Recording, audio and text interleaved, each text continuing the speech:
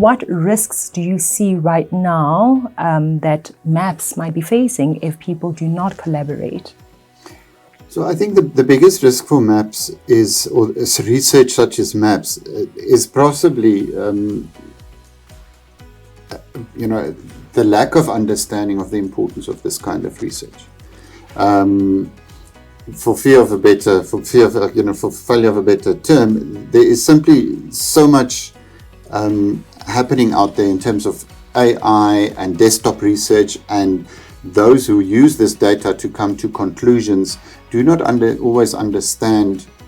what statistically correct or scientific data means. So they are basing decisions sometimes on assumptions that are drawn from incorrect data or data that is not fit for purpose. Maps, for instance, because of the rigor that goes into maps and because of how the sample is drawn and how the interviews are conducted, it's a data set, and as far as I know, it's the only one in South Africa that you can use for market sizing. It's the only one that tells you exactly what the size of the population is within a specific segment, within a specific product category, within a specific spend profile. And as a result, we have a number of research companies who are